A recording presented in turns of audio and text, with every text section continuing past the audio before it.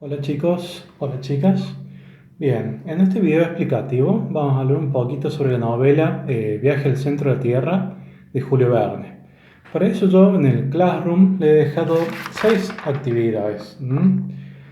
Bien, con respecto a la primera de esas actividades trata sobre el esquema actancial según Greimas, que nosotros vimos a principios de año en el aula, en el colegio.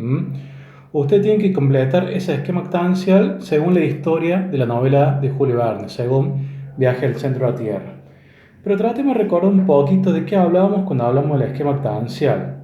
Nosotros vemos que en el esquema actancial tenemos un sujeto, que ese sujeto sería el protagonista de la historia. Ahora bien, ese sujeto se unía a un objeto a través del eje del deseo. Es decir, que el objeto o el objetivo era lo que ese sujeto deseaba, lo que ese sujeto quería obtener. Bien, después tenemos otro segundo eje que era el eje de los valores, o el eje, también se llama el eje del saber, que en este caso une el destinador con el objeto y con el destinatario o los destinatarios.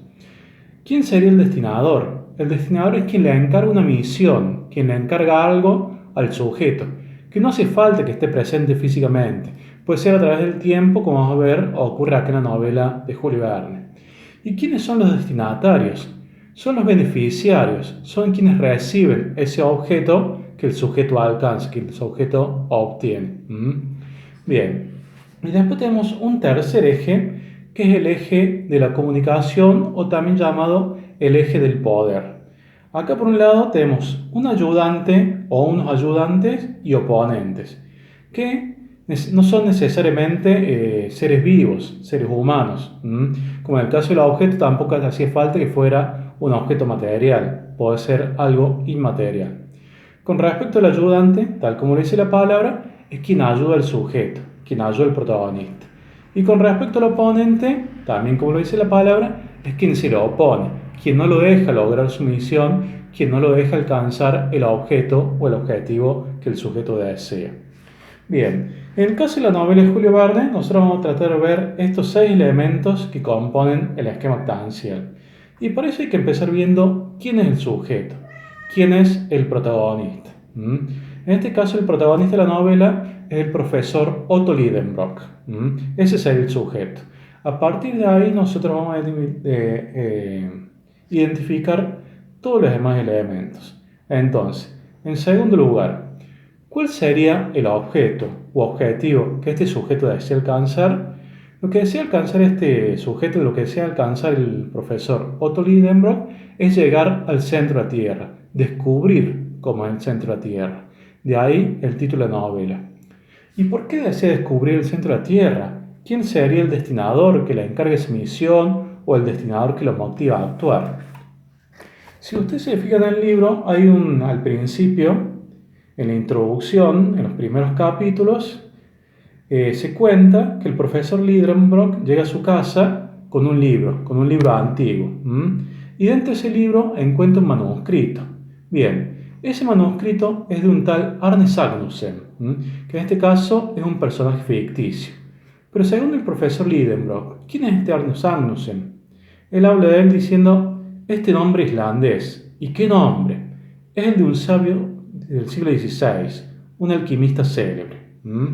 Ahora, ustedes ven que ese manuscrito que la encuentran en realidad está en clave, no es fácilmente legible, no es fácilmente entendible. Entonces el profesor Lidenbrock, junto con su sobrino Axel, tienen que tratar de ver qué dice ese manuscrito. Y después de varias complicaciones en donde el profesor le resulta imposible descifrarlo, quien lo termina descifrando es Axel. Entonces vamos a ver qué rol cumple Axel según el esquema actancial. Ahora bien, ¿qué decía este manuscrito? Esperen que busque un segundito y ya aquí está. Dice, desciende al cráter Jokul de las Sneffels, que la sombra del Scartaris acaricia antes de la calenda de julio, viajero audaz, y llegarás al centro de la Tierra, como hice yo, Arne Sagnussen. Entonces, vemos definitivamente que el destinador de la misión, quien lo motiva a actuar al sujeto, al profesor Otto Lidenbrock, es Arne Sagnussen a través de este manuscrito. Y es quien lo insta a viajar hacia el centro de la Tierra. Ahora bien, ¿quiénes serían los destinatarios? ¿Quiénes serían los beneficiarios de ese descubrimiento? Si ustedes siguen leyendo la novela, van a ver en varias partes que el profesor Lidenbrock habla de la comunidad científica. Él quiere comunicarle su descubrimiento precisamente al resto de los científicos europeos. Entonces, precisamente ellos serían los destinatarios, los beneficiarios del descubrimiento. La comunidad científica de Europa, el resto de los científicos europeos. Eso según entonces el eje de los valores o el eje del saber. Ahora, según el eje de la comunicación o el eje del poder, también tenemos que ver quién es el ayudante y quién es el oponente. Con respecto al ayudante o los ayudantes, ahí sí tenemos que son personajes humanos. Ya vemos, por ejemplo, que un ayudante recién puede ser su sobrino Axel, que no solamente es quien lo acompaña en el viaje, sino que es quien descifra primero ese manuscrito que el profesor le costaba tanto descifrar. Y después, por supuesto, es quien lo acompaña en el resto del viaje. Pero cuando estos personajes, el profesor Lidenbrock y su sobrino Axel, llegan a Islandia, se le une un tercer personaje. ¿Quién es este tercer personaje? Hans. ¿Quién es Hans? Un guía islandés. Porque el profesor y su sobrino no conocen muy bien el terreno, no conocen muy bien el país. Entonces necesitan a alguien que los guíe. Este guía va a ser precisamente Hans. Entonces ahí tenemos dos personajes ayudantes. Axel, el sobrino del profesor Lidenbrock, y Hans, el guía islandés, que precisamente los conduce a través del territorio de Islandia. Y con respecto al oponente, acá sí vamos a tener que no es un personaje humano, sino que más bien sería la naturaleza. Nosotros a lo largo de la novela nunca vemos que se enfrente a algún ser vivo, sino que siempre quien se le opone al profesor y a sus compañeros es precisamente la naturaleza. Por ejemplo, cuando quieren entrar a través del volcán, se encuentran con que está nublado. Entonces, las nubes no permiten que el sol proyecte la sombra sobre el Escartaris. El Escartaris, que parece acá mencionar, era uno de los picos del volcán. Ese pico tenía que proyectar una sombra sobre uno de los cráteres. Pero como estaba nublado, precisamente la naturaleza se oponía a los designios del profesor, no podía proyectar esa sombra y el profesor no podía saber por dónde tenía que entrar. Ese sería uno de los momentos donde la naturaleza se opone al profesor Lidenbrock. Otro momento es cuando están caminando a través de las galerías, a través de las cuevas, en el centro de la Tierra, dentro del volcán, y les cuesta encontrar agua. Ese también sería una posición de la naturaleza, la ausencia del agua. También vemos que después de atravesar todo ese territorio y todas esas cuevas, llegan a un lugar sumamente extraño para ser el centro de la Tierra, que es un mar en el centro de la Tierra, que el profesor bautiza con su nombre, el mar Lidenbrock. Para llegar a donde ellos quieren llegar, al centro de la Tierra, tienen precisamente que atravesar ese mar. Pero no es tan fácil atravesarlo. ¿Por qué no es tan fácil atravesarlo? Porque se desata una tormenta terrible por un lado, que les impide llegar o les hace que les cueste llegar al otro lado. Pero también se encuentran monstruos prehistóricos que amenazan la misión. Los monstruos prehistóricos se ponen a luchar entre ellos y en cierta manera casi hacen zozobrar la embarcación. Entonces podemos ver que los oponentes o que el oponente del profesor Lidenbrock y sus compañeros es la naturaleza. Eso con respecto a la primera actividad. Después, la segunda actividad, ustedes tienen que marcar con una cruz las características del relato de aventuras que se manifiestan en esta novela y luego explicar cómo se manifiestan. Con respecto a las características, son las mismas que nosotros hemos visto cuando analizamos, por ejemplo, las aventuras del rey Arturo. La aventura del rey Arturo en el castillo del peligro. Por ejemplo, la primera característica es hay que ver si los personajes interrumpen su vida cotidiana para iniciar una aventura.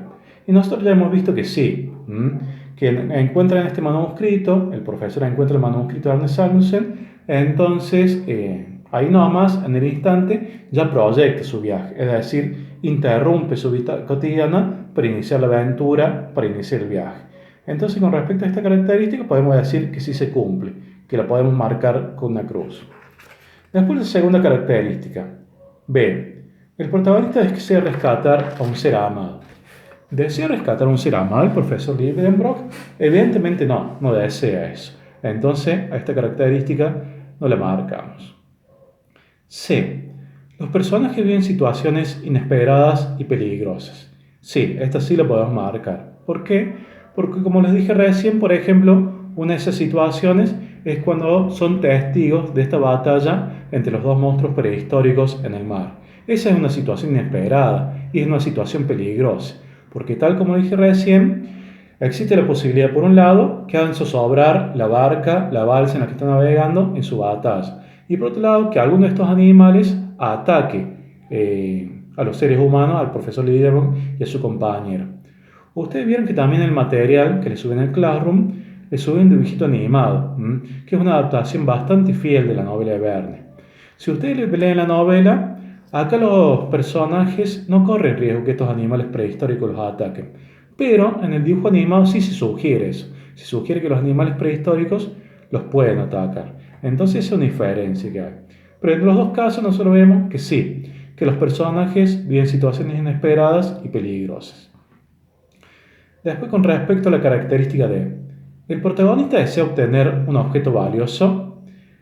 En este caso yo diría que no desea obtener ningún objeto. Lo que desea obtener o el objetivo que tiene es descubrir cómo es el del centro de la Tierra.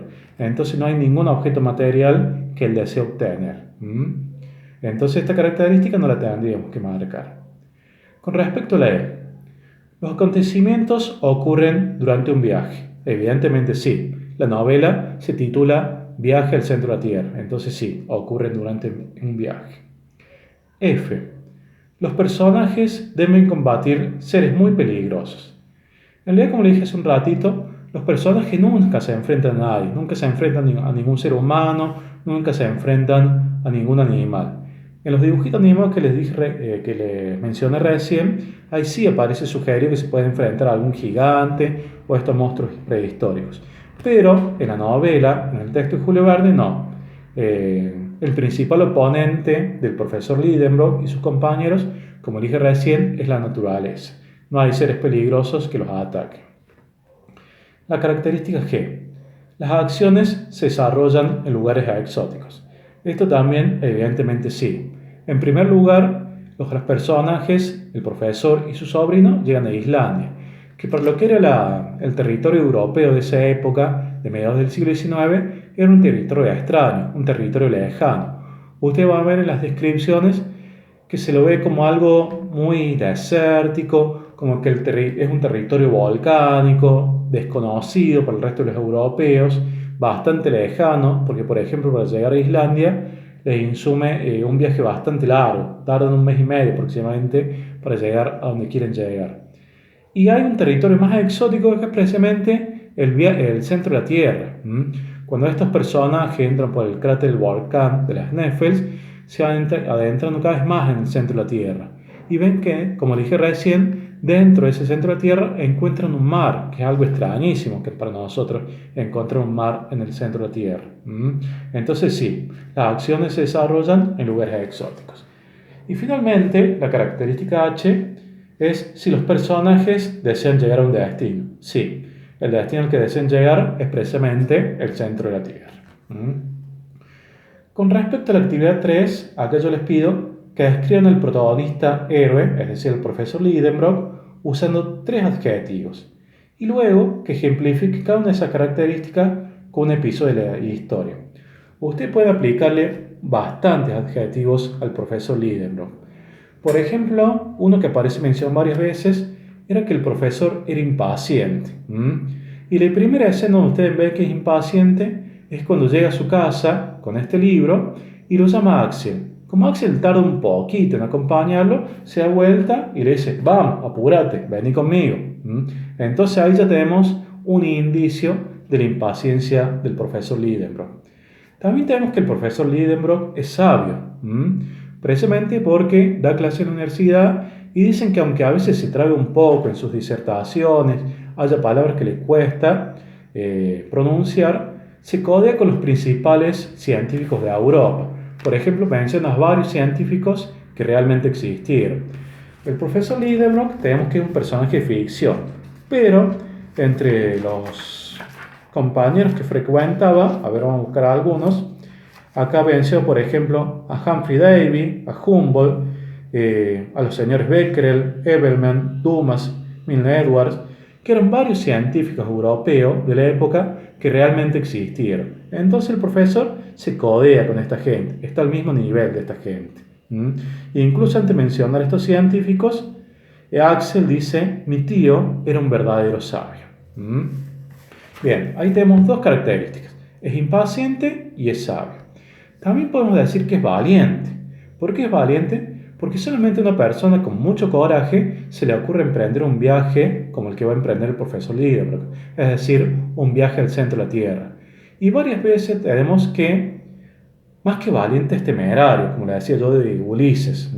Hay varias veces que nosotros vemos que el profesor tiene que hacerle caso a su sobrino Axel y ser un poco más prudente, pero no lo hace. Él siempre desea seguir adelante. Entonces podemos decir que es entre valiente y temerario. Por ejemplo, cuando no encuentran agua y se decide ir por una galería, el profesor sigue obstinado por esta galería, a pesar que Axel le diga: no, en este lugar no vamos a encontrar agua. Hasta que finalmente se confirma lo que dice Axel, no encuentran agua. Bien, también podemos ver que el profesor, una virtud que tiene es que es bastante solidario y bastante generoso. En este episodio, donde los personajes no encuentran agua, están a punto de morir de sed, quien más sufre esa carencia, esa falta de agua, es precisamente Axel. Llega un momento que está a punto de morir, cae desfalleciente. Y el profesor Lidenbrock le da el poca agua que tenía en su cantimplora, que en realidad la había reservado, sabiendo que Axel en algún momento iba a caer. Entonces le da esa agua que la había guardado. Ahí vemos la generosidad, la solidaridad del profesor Lidenbrock. Entonces, por ejemplo, ahí ya tienen 4 adjetivos.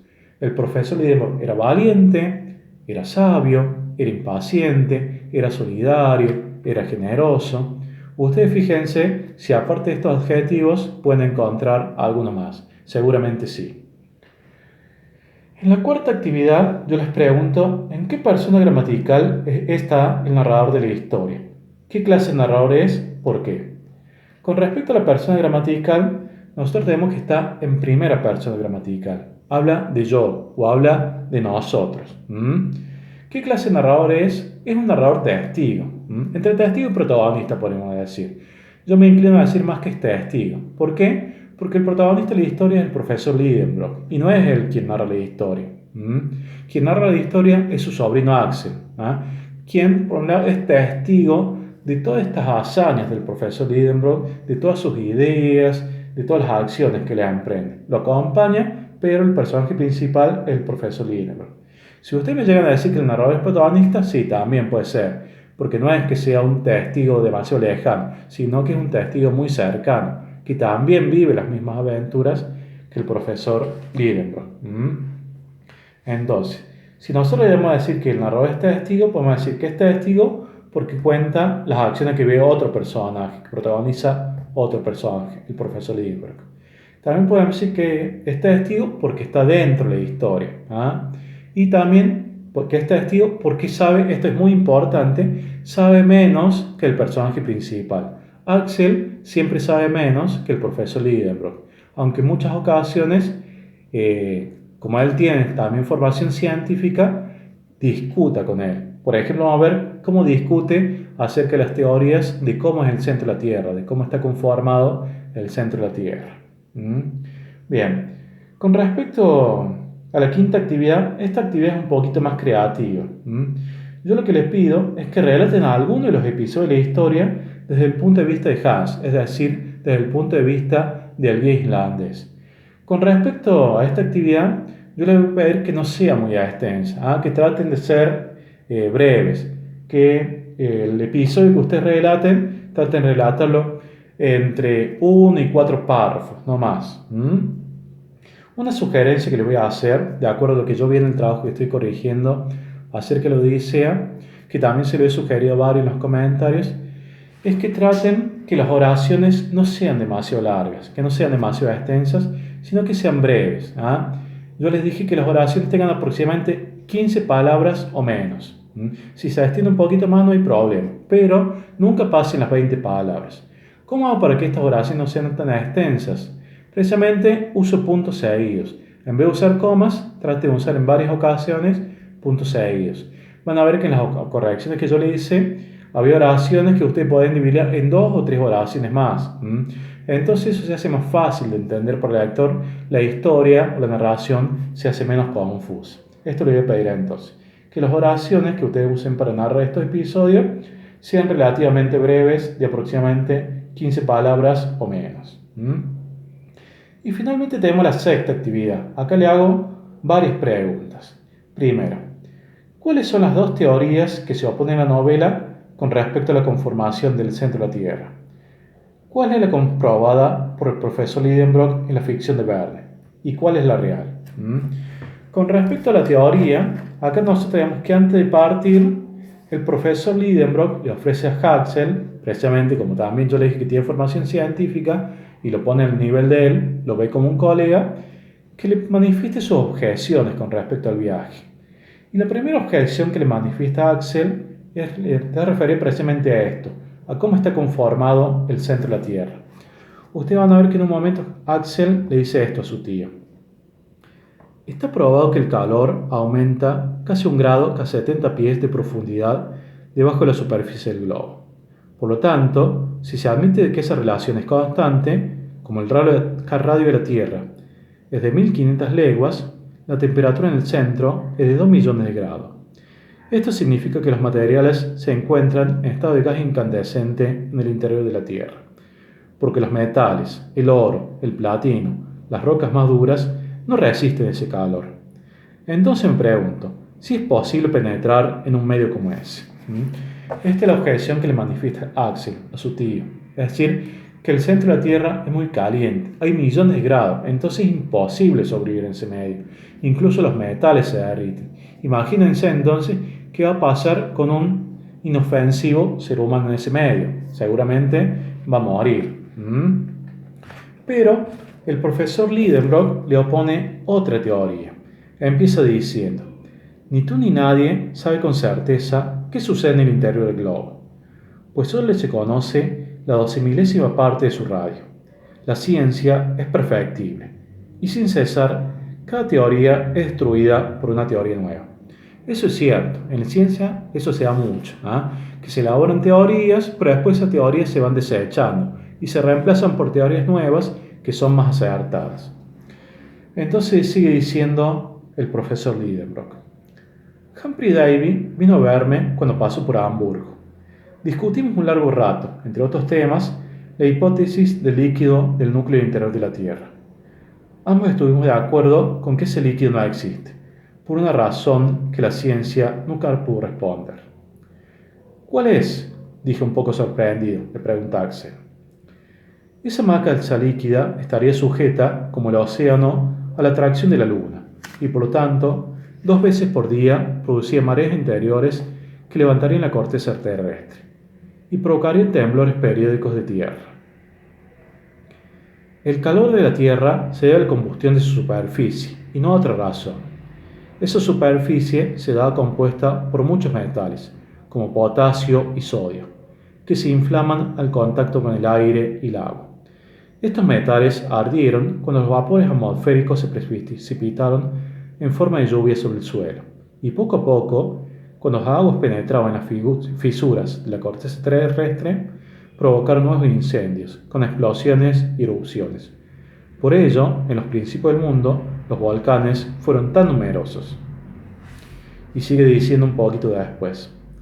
Al estado del núcleo central, ha generado distintas hipótesis entre los geólogos. No está probado que se trate de un calor interno. A mi juicio, no existe ni podría existir. Entonces, a la teoría del calor interno del centro de la Tierra, el profesor Lidenbrock le opone que en principio de los tiempos, el calor era externo, que en la superficie de la Tierra había varios materiales, varios metales, como el potasio y el sodio, que esos metales se inflamaban con el contacto del aire y el agua. Entonces, cuando se produjeron las primeras precipitaciones en el principio de los tiempos, precisamente el contacto del agua con estos metales provocó un calor externo en la Tierra. El calor no era interno, sino que era externo. Esas son las dos teorías entonces que se oponen. La teoría del calor interno de la Tierra, representada por Huxley en este caso, y la teoría del calor externo representada por el profesor Lidenbrock. ¿Cuál es la que comprueba el profesor Lidenbrock en su viaje? Es precisamente la que sostiene él, la teoría del calor externo. Él dice que en el centro de la Tierra no existe calor. Y vemos que precisamente, como les decía hace un rato, llegan a un mar, llegan a un lugar donde no existen esos metales que se derriten.